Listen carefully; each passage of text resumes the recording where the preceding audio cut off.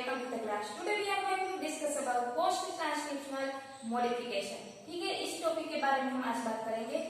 First of all हमने जो transcription की प्रोसेस देखी थी, उसमें आप सब जानते हैं जब डीएनए से आरएनए बनता है, ठीक है, एमआरएनए बनता है, उस प्रोसेस को हम ट्रांसक्रिप्शन कहते हैं.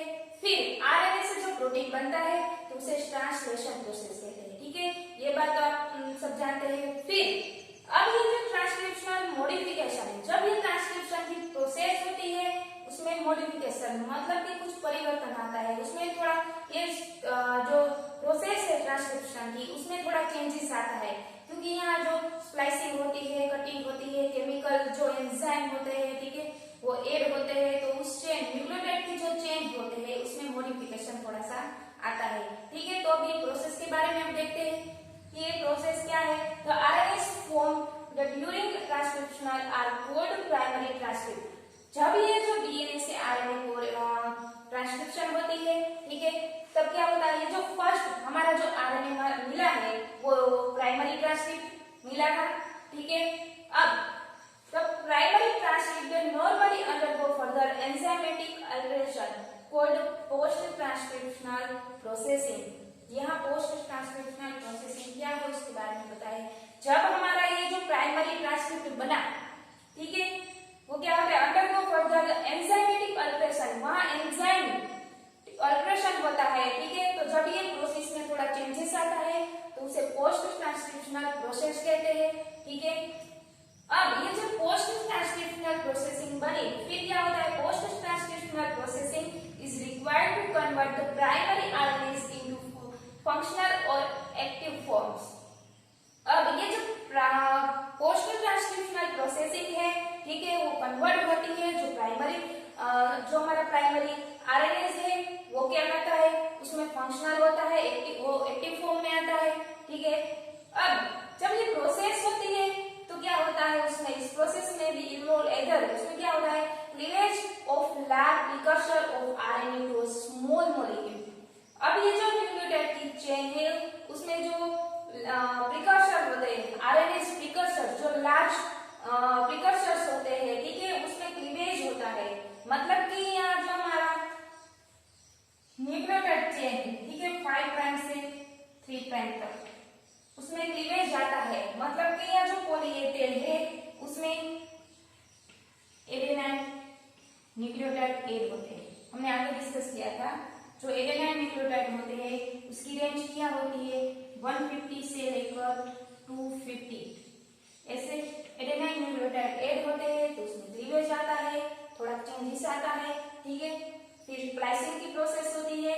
फिर टर्मिनल एडिशनल ऑफ न्यूक्लियोटाइड, जब जो टर्मिनल पार्ट पर ये प्रोसेसिंग पहुंचती है तो क्या होता है, उसमें जो न्यूक्लियोटाइड होता है उसमें थोड़ा एडिशन होता है, न्यूक्लियोटाइड मॉडिफिकेशन होता है. हमने कहा ना कि जो ये मॉडिफिकेशन होता है उसमें कोई एंजाइम होते हैं, उसमें स्प्लाइसिंग होती है, केमिकल एंजाइमेटिक जो ऐड होता है, तो उसमें इस रिएक्शन में थोड़ा चेंजेस आता है. तो हमारा जो फर्स्ट ट्रांसक्रिप्शन प्रोसेस में जो हमारा एचएनआरएनए जो उसे हम हेटेरोन्यूक्लियस आरएनएस जो हमारा प्री एमआरएनए है, मतलब कि प्री मैच्योर एमआरएनए है, ठीक है, उसमें से हम मैच्योर आरएनए की प्रोसेस बनाते हैं. तो क्या होता है, वो 4 टाइप में डिवाइड होता है. तो फर्स्ट है एंड मॉडिफिकेशन. उसमें क्या होता है, एंड मॉडिफिकेशन में ये जो 5 प्राइम से 3 प्राइम की चेन होती है, ठीक है, वो 5 प्राइम में हम केपिंग करते हैं, मतलब कि उसे टोपी पहनाते हैं. ठीक है, उस केपिंग के बारे में हम डिस्कस कर चुके हैं. फिर ये 3 प्राइम में एडेनाइन न्यूक्लियोटाइड होते हैं, वो ऐड होते हैं 150 से लेकर 250 तक. फिर ये जो एडेनाइन जुड़ जाते हैं तो उसे हम पॉली ए टेल कहते हैं. यहाँ केपिंग होती है, यहाँ उसे टेलिंग होती है. ठीक है, अब बात करें स्प्लाइसिंग की, तो स्प्लाइसिंग में क्या होता है, ये जो न्यूक्लियोटाइड की चेन है आप सब जानते हैं उसमें एक्सोन और इंट्रॉन्स प्रेजेंट होते हैं. तो क्या होता है, इंट्रॉन्स रिमूव हो जाता है और फिर जो एक्सोन है वो ही बचता है, कोई उस जुड़ जाता है और हमारा मैच्योर एमआरएनए मिलता है. ठीक है, फिर बात कर कटिंग की, तो कटिंग में क्या होता है, कई कई जगह पर कट आ जाता है. ठीक है, तो उसमें कोई कई एंजाइम भी वहां पार्टिसिपेट करते हैं. फिर बात करें केमिकल मॉडिफिकेशन की, तो क्या होता है, उसमें केमिकल मॉडिफिकेशन की रिएक्शन होती है। तो कई जगह पर ये न्यू केमिकल ग्रुप ऐड हो जाते हैं। ठीक है, न्यू केमिकल ऐड ग्रुप हो गए तो क्या होगा, उस प्रोसेस में चेंजेस आ जाएगा।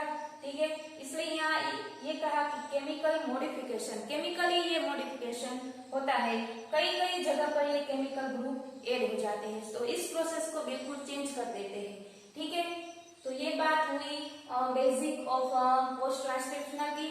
ठीक है, अब जब हमारा ये एमआरएनए बनता था उसमें प्रोसेसिंग होती थी। ठीक है, तो ये प्रोसेसिंग किस तरह होती है, तो eukaryotes mRNA is not post transcriptionally processed bye prokaryotic mRNA is functional immediately upon synthesis. मतलब कि ये जो हमारे प्रोकैरियोट में जो एमआरएनए है, ठीक है, उसमें पोस्ट ट्रांसक्रिप्शनली प्रोसेस नहीं होती। उसमें जो एमआरएनए मिलता है, ठीक है, वो ऐसे ही मिलता है। उसमें कोई जो प्रीमेच्योर एमआरएनए से मैच्योर एमआरएनए की जो प्रोसेस बनाती है हमारी, ठीक है, एमआरएनए प्रोसेसिंग होती है, उसमें नहीं होती।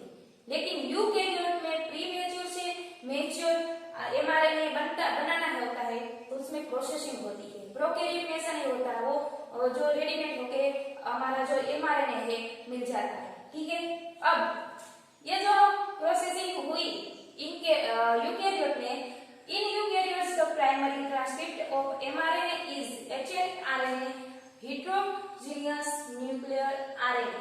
मतलब कि hnRNA वो heterogeneous nuclear RNA है। अब ये जो hnRNA मिला हमें, उसमें हमने आगे देखा ना कि hnRNA होता है, वो उसमें 4 टाइप के डिवाइड होता है, स्प्लाइसिंग होता है, कटिंग होता है, केमिकल मॉडिफिकेशन होता है, फिर ये 5 प्राइम 3 प्राइम में मॉडिफिकेशन होता है। तो ये कैसा होता है, after transcription hnRNA is extensively modification to form functional mRNA. जब हमारा ये जो एमआरएनए मिलता है, ट्रांसक्रिप्शन के बाद हमारा जो एमआरएनए मिलता है, ठीक है, उसमें थोड़ा मॉडिफिकेशन आता है। किसकी वजह से ये मॉडिफिकेशन आता है वो देखना है। ये हमारा 5 प्राइम में आप सब जानते हैं कि जो 7 ग्रुप मिथाइल ग्वानोसाइन ट्राइफॉस्फेट है, ठीक है, उसे हम केप कहते हैं। ये जो मिथाइल और ग्वानोसाइन हमने आगे देखा था ना कि यह जो फॉस्फेट होते हैं, ठीक है, उसके साथ ये ग्वानिन उसे क्या कहते हैं, ग्वानोसाइन ट्राइफॉस्फेट, ठीक है, ये जुड़ जाएगा और उसके साथ 7 मिथाइल ग्रुप। यहाँ इस जो 5 कैपिंग है उसके बारे में हम डिस्कस कर चुके हैं। जो ये मिथाइल ग्रुप पेयर होता है ग्वानिन के साथ, उसे क्या बन जाता है, 7 मिथाइल ग्वानोसाइन ट्राइफॉस्फेट, उसे हम केप कहते हैं। ठीक है, और दूसरी जो स्ट्रैंड है, ठीक है, 3 प्राइम एंड, उसमें क्या होता है, एडेनाइन ग्रुप हो जाता है। जो एडेनाइन होता है वो 150 से लेकर 250 तक ये एडेनाइन ऐड हो जाता है। तो ये जो चेन बनती है वो कैसे बनती है, वो पॉली एडेनाइल टेल बनती है। यहाँ केपिंग हुई, यहाँ टेलिंग हुई, ठीक है। अब ये प्रोसेस यहाँ नहीं रुकती, फिर यह प्रोसेस में जो 5 प्राइम एंड है और ये 3 प्राइम एंड है, उसमें दो ये 3 प्राइम में भी रिएक्शन होती है और 5 प्राइम में भी रिएक्शन होती है, दोनों में रिएक्शन होती है। तो हम ये जो प्रोसेस होती है 5 प्राइम एंड की और 3 प्राइम एंड की, ठीक है, वो प्रोसेस कैसे होती है उसके बारे में हम देखते हैं। तो अब देखते हैं ये जो हमारा प्रीमेच्योर एमआरएनए मिला, ठीक है, उसमें 5 कैपिंग होती है और फिर 3 प्राइम पर टेलिंग होती है। तो उसमें 2 टाइप की प्रोसेस होती है, 5 एंड पे प्रोसेस होती है और 3 एंड पे प्रोसेस होती है, ठीक है। तो ये 5 एंड पे जब ये जो 7 मिथाइल ग्वानोसाइन कैपिंग होती है वो किस तरह होती है, जो उसमें 2 टाइप के ग्रुप्स है, 2 स्टेप है यहाँ। जो फर्स्ट है guanosine triphosphate is attached to the 5 end of hnRNA by an enzyme guanyl transferase. जब हमारा ये जो एमआरएनए था यहाँ 5 कैपिंग होती है, ठीक है, यहाँ फॉस्फेट ऐड होता था, फिर ये जो ग्वानिन जुड़ जाता है ग्वानोसाइन फॉस्फेट, ठीक है, अब ये बना और फिर उसमें मिथाइल ग्रुप ऐड होता है, ठीक है। तो यहाँ क्या होता है, ग्वानाइल ट्रांसफरेज होता है, ठीक है, वो ग्वानिन को ऐड कर दे रहा है, फिर क्या हुआ, तो मिथाइल ऐड होता है और फिर बाय एन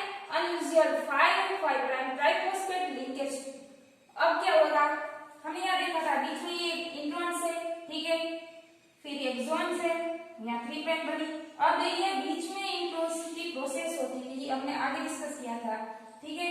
तो ये क्या होगा, ये जो इंट्रॉन्स है वो ऐसे लूप लाइक स्ट्रक्चर बन के निकल जाएगा। तो यहाँ 5 प्राइम फ्लाइट बनी थी, ठीक है।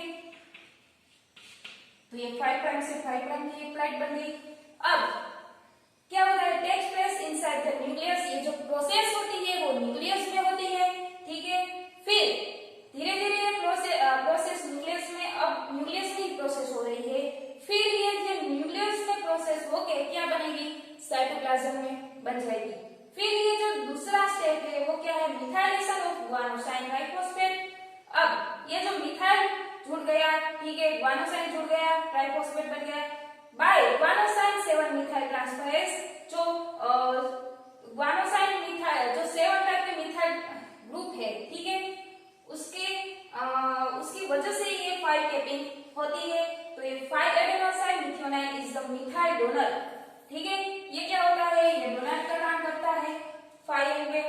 अब take place inside the cytosol, means कि जब ये प्रोसेस होती है वो प्रोसेस कहाँ जाती है, साइटोप्लाज्म में जाती है, ठीक है। तो ये बात हुई कैपिंग की। अब बात करें टेनिंग की, जो 3 प्राइम में होती है।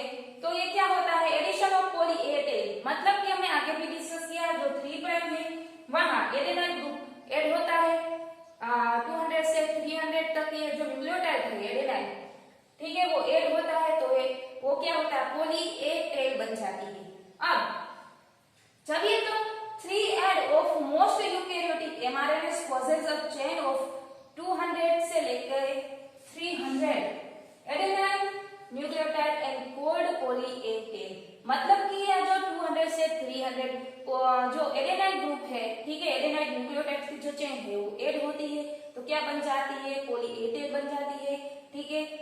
अब poly A tail is not transcribed by DNA but rather is the added after transcription, ठीक है। तो ये जो डीएनए से है, ठीक है, वो पॉली ए चेन होती है, जो हमारा न्यू डीएनए आरएनए बना, सॉरी एमआरएनए बना, वो डीएनए से तो डायरेक्ट पॉली ए चेन नहीं बनेगी, बट उसमें रिएक्शन आती है, ठीक है। जब ये हमारी न्यूक्लियोटाइड चेन होती है वो टेम्पलेट से होती है, यहाँ से न्यू हमारा जो एमआरएनए मिलता है, ठीक है। उसमें क्या होता है, जो ट्रांसक्रिप्शन की प्रोसेस होती है, जो हमारा एमआरएनए बना है, ठीक है, वो डायरेक्टली तो ट्रांसलेट नहीं करेगा डीएनए से, लेकिन यहाँ जो एडेनाइन ग्रुप है जो डायरेक्ट एड में हो जाएगा, फिर उसमें ट्रांसक्रिप्शन की प्रोसेस होती है। तो क्या होता है, उसमें क्लीवेज सिग्नल आता है, मतलब कि यहाँ जो 200 से 300 पॉली ए टेल बनती है, ठीक है, यहाँ 3 प्राइम पे बनती है और यहाँ 5 प्राइम पे कैपिंग है, ठीक है। तो यहाँ क्लीवेज सिग्नल आ गया, मतलब कि थोड़ा सा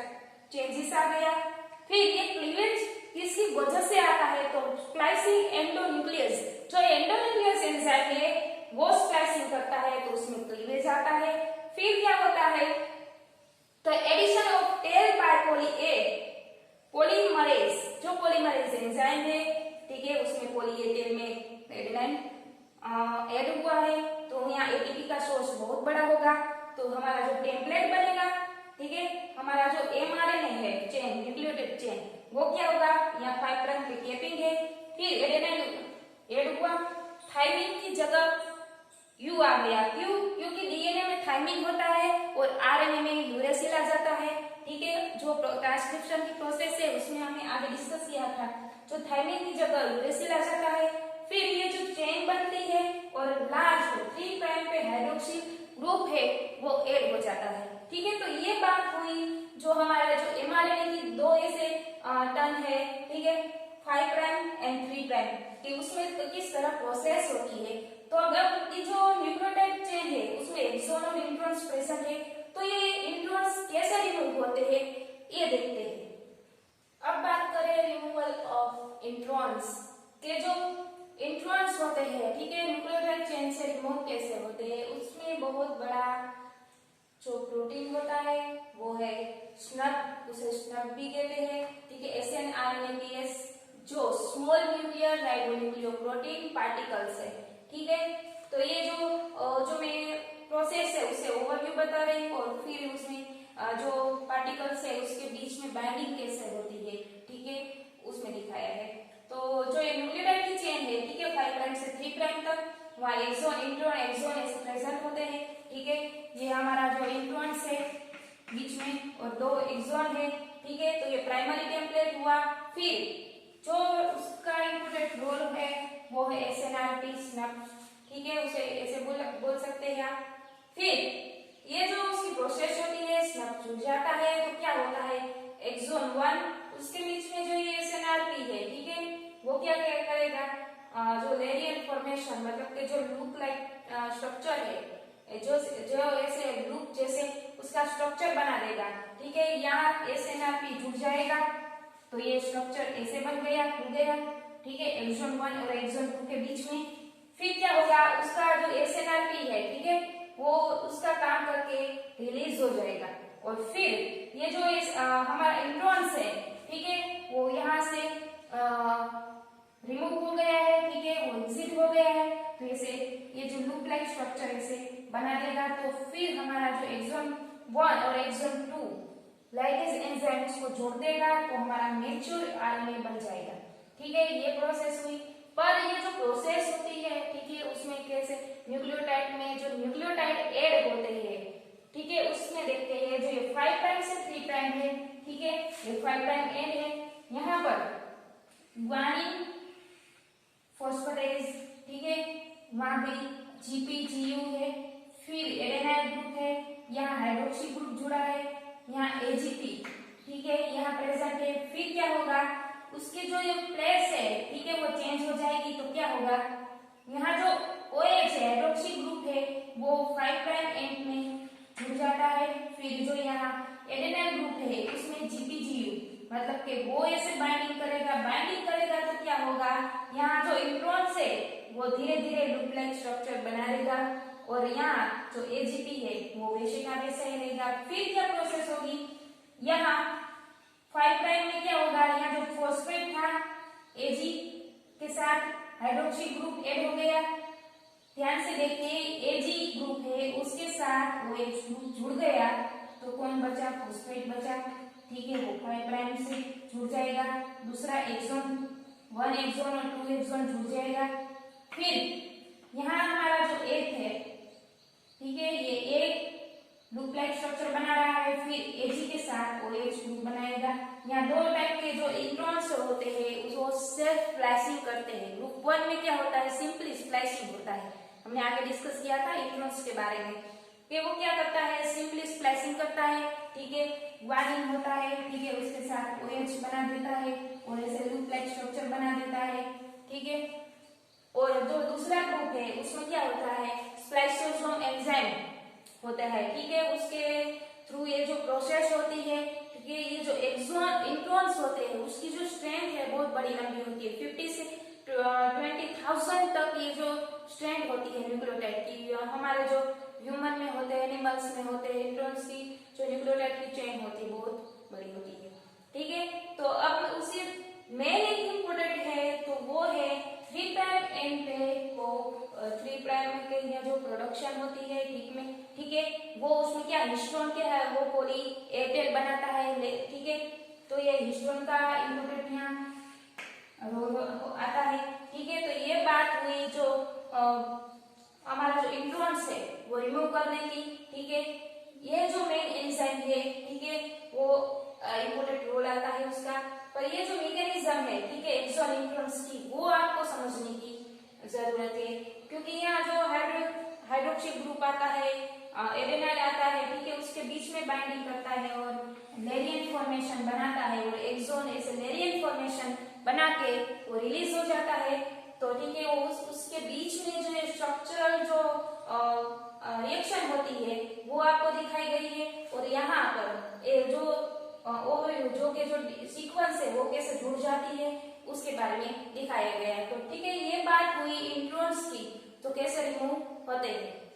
अब देखते हैं अल्टरनेटिव स्प्लाइसिंग, ठीक है। स्प्लाइसिंग तो हमने डिस्कस कर ली, ठीक है। अब अल्टरनेटिव स्प्लाइसिंग कैसे होती है और ये अल्टरनेटिव स्प्लाइसिंग होती है उसकी वजह से क्या होता है, अब हम ये भी देखते हैं। तो फर्स्ट ऑफ ऑल देखते हैं अल्टरनेटिव स्प्लाइसिंग कैसे होती है। तो ये न्यूक्लियोटाइड चेन होती है जो हमारे जीन से होती है, डीएनए से होती है, फिर उसमें पीएमआरएनए, ठीक है, हमने यहाँ से पीएमआरएनए जो प्रीमेच्योर एमआरएनए है, ठीक है, वो हमें यहाँ लिखा क्योंकि सीधा जो डायरेक्ट जो डीएनए से हमारा प्री एमआरएनए बनता है उसकी सीक्वेंस ऐसे ही होती है, ठीक है, एक्सॉन इंट्रॉन ऐसे होती है। तो हमने यहाँ सिर्फ एक्सॉन शो किया है। फिर अब अल्टरनेटिव स्प्लाइसिंग क्या है वो ही हमें आपको समझना है, ठीक है। तो ये अल्टरनेटिव स्प्लाइसिंग क्या होता है हम आगे भी एक बार डिस्कस कर चुके हैं। जो अल्टरनेटिव स्प्लाइसिंग होती है, ठीक है, जो एक को छोड़ के एक कंबाइन होता है, ठीक है, तो क्या होता है एक्सॉन 1 एक्सॉन 2 के साथ जुड़ेगा अल्टरनेटिव स्प्लाइसिंग, फिर एक्सॉन 3 4 उसमें नहीं आएगा, ठीक है, 1 2 3 जो ग्रुप बनेगा वो प्रोटीन ए। यहाँ दो टाइप की अल्टरनेटिव स्प्लाइसिंग में दो प्रोटीन मिलेंगे, ठीक है। स्प्लाइसिंग में कोई एक ही जो प्रीमेच्योर एमआरएनए से प्रोटीन बनता है, ठीक है, वो एक ही बनता है, अल्टरनेटिव में दो प्रोटीन मिलते हैं। ये बात क्लियर हो गई। अब जो यहाँ एक ग्रुप में प्रोटीन ए मिला और दूसरे प्रोटीन बी, उसमें क्या होगा एक्सॉन 1 एक्सॉन 2 अल्टरनेटिव स्प्लाइसिंग है, ठीक है, तो उसको छोड़ देगा। फिर एक्सॉन 3 और एक्सॉन 4, तो ये 1 3 4 का ग्रुप बनेगा और यहाँ 1 2 3 4 का ग्रुप बनेगा, ठीक है, यहाँ तीनों ग्रुप बने, ठीक है। अब ये अल्टरनेटिव स्प्लाइसिंग की प्रोसेस होती है हमारे बॉडी में, जो अल्टरनेटिव स्प्लाइसिंग होती है कई बार, तो इसकी वजह से कई डिजीज भी होते हैं। वो डिजीज बहुत खतरनाक होते हैं। तो इस डिजीज किसकी वजह से होते हैं, तो अल्टरनेटिव स्प्लाइसिंग की वजह से होते हैं, क्योंकि वो अल्टरनेटिव स्प्लाइसिंग होता है तो उसमें जीन अफेक्ट हुआ है और जीन का जो प्रोडक्ट बनता है, ठीक है, वो भी अफेक्टेड हुआ। अगर जो जीन और प्रोडक्ट अफेक्टेड हुआ तो हमें कई ऐसे डिजीज होते हैं। तो यहाँ डिजीज है, कई ऐसे डिजीज है, तो जीन अफेक्टेड होता है तो उसकी वजह से डिजीज होता है। तो फर्स्ट है एक्यूट इंटरमिटेंट पोर्फिरिया, ठीक है, ये पोर्फिरिया का जो डिजीज है वो किसकी वजह से होता है, पोर्फोबिलिनियोजन डीएमिनेस, ठीक है। और दूसरा है ब्रेस्ट एंड ओवेरियन कैंसर, जो वुमन में होता है, ठीक है, ब्रेस्ट कैंसर होता है या तो फिर ओवरी का जो कैंसर होता है वो किसकी वजह से होता है, BRCA1 की वजह से होता है। और तीसरा है सिस्टिक फाइब्रोसिस, फाइब्रोसिस का जो डिजीज होता है, ठीक है, CFTR की वजह से होता है। फिर हीमोफीलिया ए, वो क्या होता है, फैक्टर 3 की वजह से होता है। फर्स्ट ऑफ ऑल डिस्कवर किया हीमोफीलिया जो डिजीज है वो फर्स्ट ऑफ ऑल जो क्वीन थी विक्टोरिया, उसमें हीमोफीलिया जो था वो डिस्कवर हुआ था, ठीक है। फिर है सेवेर कंबाइंड इम्यूनोडेफिशिएंसी, जो एरिनोस्टाइन डीएमिनेस में होता है, ठीक है।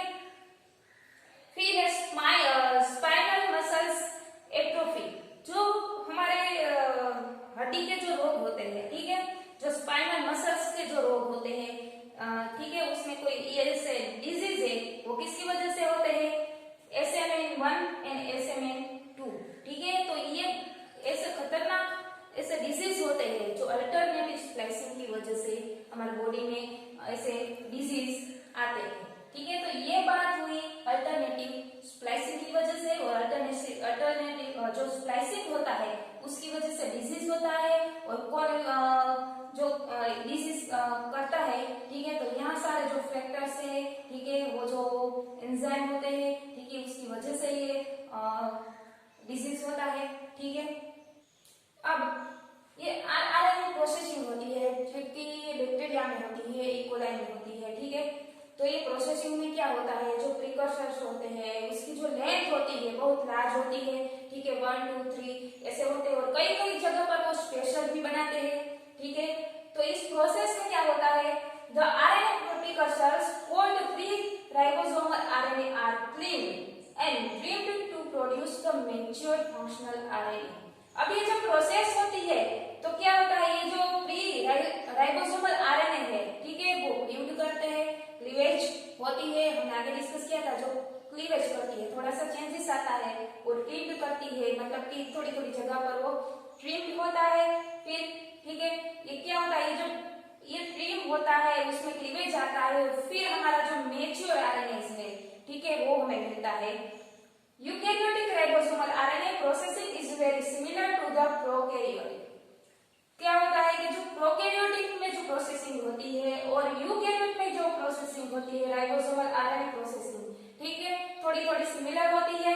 फिर RNA polymerase 1 transcription produce a single precursor that encode 3 RNA components of the ribosomes, 18S RNAs, 28 RNAs and 5S RNAs, ठीक है। अब ये जो आरएनए पॉलीमरेज है, ठीक है, तो 3 टाइप के आरएनए पॉलीमरेज है, पॉलीमरेज 1 2 3 है, ठीक है। तो ये पॉलीमरेज 1 है, ट्रांसक्रिप्शन प्रोड्यूशन में क्या होता है, सिंगल प्रीकर्सर से लेके वो सबको इनकोड करता है और यहाँ जो आरएनए कंपोनेंट है, ठीक है, राइबोसोम में, वो यहाँ में दिखाई है जो 3S 30S, ठीक है, वो 30S आरएनए है, वहां से वो क्या होता है, कन्वर्ट होता है और फिर यहाँ जो 30S में से 16 बनाते हैं, 30S से वो 23S बनाते हैं, 30S से वो 5, ऐसे डिफरेंट जो उसकी अरेंजमेंट होती है, ठीक है। बीच बीच में जब ये प्रोसेसिंग होती है तो ये उसकी जो सेगमेंट होती है, ठीक है, वो थोड़ी चेंजेस हो जाती है। तो क्या होता है, जो हमारा प्री मैच्योर एमआरएनए है, ठीक है, वो ट्रांसक्राइब होता है, फिर क्या होता है, वो ट्रांसक्राइब होता है। ये जो हमारा आरएनए है चेन, वो न्यूक्लियस में है, ठीक है, ये न्यूक्लियस में प्रोसेस हो रही है। तो फिर ये nucleotide modification, methylation and pseudo uridine conversion, जब ये यूरिडिन होता है वो मॉडिफाई होकर क्या बनता है, सूडो यूरिडिन बनता है, ठीक है। ये सूडो यूरिडिन बना और या तो हम उसे हाइड्रोक्सी यूरिडिन भी कह सकते हैं, ठीक है। ये कन्वर्ट हुआ यूरिडिन से, ये सूडो यूरिडिन में कन्वर्ट हुआ। फिर ये जो मिथाइलेशन होता है, ठीक है, मॉडिफिकेशन में न्यूक्लियोटाइड में, तो क्या होता है, फिर ये से 30S से कन्वर्ट होकर 60S बनाते हैं, हमारा टीआरएनए प्रेजेंट है, यहाँ से 23 बना, यहाँ से 5S बना, 5S, ठीक है। तो ये हमारा बना। अब ये जो बना तो यहाँ क्या होता है, हमने कहा ना मिथाइलेशन होता है, मतलब कि जो मिथाइल ग्रुप है ये सूडो यूरिडिन, उसे हम साई के तरह यहाँ कोड किया है, ठीक है, वहां ये प्रेजेंट होते हैं, वो उसके साथ ये जुड़ जाते हैं, तो उसकी जगह पर कुछ जगह वो डिफरेंस बन जाती है। तो क्या होता है, यहाँ 16 की जगह हम 70S भी आ सकता है, ठीक है, 23 की जगह है 25S भी आ सकता है और 5S की जगह 5S, ठीक है। तो क्या होगा, कई जगह पर उसके जो रेंज होते हैं वो चेंज हो जाते हैं। फिर क्लीवेज होता है, तो क्लीवेज होता है तो क्या होता है कि बीच बीच में जो हमारा ये क्रॉस होता है, ठीक है, वो निकल जाता है। तो क्या हमारा जो आरएनए मिला है, ठीक है, ग्रुप जो डिफरेंट टाइप के ग्रुप मिले हैं, 16S टीआरएनए मिला, 23S एंड 5S, ठीक है, उसके साथ ये जुड़ा है, ये जुड़ा है क्या है, मिथाइल ग्रुप और सूडो यूरिडिन, ठीक है। तो ये जो अलग अलग में टुकड़े मिले हैं, ठीक है, वो क्या हमारा जो 16S है, 25S है और 5S है, वो हमारा मैच्योर आरएनए है, ठीक है। वो मैच्योर आरएनए क्या करता है, ये आरएनए एक्सपोर्ट होते हैं, ठीक है, मतलब कि ये कहाँ जाते हैं, साइटोप्लाज्म में। ये न्यूक्लियस में प्रोसेस हो रही थी और ये न्यूक्लियस में प्रोसेस होके साइटोप्लाज्म में आ जाते हैं, ठीक है। ये आपको पता है, जब न्यूक्लियस से कोई ट्रांसक्रिप्शन की प्रोसेस होती है, फिर ये ट्रांसलेशन के लिए साइटोप्लाज्म में जाते हैं। तो ये बात हुई आरएनए प्रोसेसिंग की, ठीक है। अब ये जो टीआरएनए प्रोसेसिंग होती है, ठीक है, जो टीआरएनए कैसे बनता है तो उसके बारे में हम डिस्कस करेंगे। तो ये टीआरएनए की जो स्प्लाइसिंग होती है, ठीक है, उसमें क्या होता है, तो यहाँ पर ये 5 प्राइम से 3 प्राइम है, ठीक है, इससे कंटिन्यूअसली चेंज होती है। तो क्या करेगा, उसमें दो इंपॉर्टेंट है, RNS P and RNS D, ठीक है। वो आरएनएस पी क्या करेगा, वो कट करेगा, ठीक है, और आरएनए डी वो ट्रिम करेगा, वो जो एक्सोन्यूक्लियस है, ठीक है। एंडोन्यूक्लियस क्या करेगा, स्पेसिफिक साइट पर, कुछ ऐसी स्पेसिफिक साइट पर वो कटिंग करेगा, ठीक है, और एक्सोन्यूक्लियस क्या करेगा, ट्रिमिंग करेगा एंड कटिंग करेगा, ठीक है। ये जो एक्सोन्यूक्लियस है वो कहीं भी ट्रिमिंग और कटिंग करता है, लेकिन एंडोन्यूक्लियस है वो स्पेसिफिक साइट पर ट्रिमिंग एंड कटिंग करता है, ठीक है। तो अभी ये जो बात करें तो ये हमारे साथ स्ट्रक्चर है टीआरएनए का, ठीक है। तो अब टीआरएनए हमें जो है वो कैसे मिलता है, सो यहाँ से ये जुड़ा हुआ है, ठीक है, ओल्ड के साथ, तो क्या करेगा, आरएनएस पी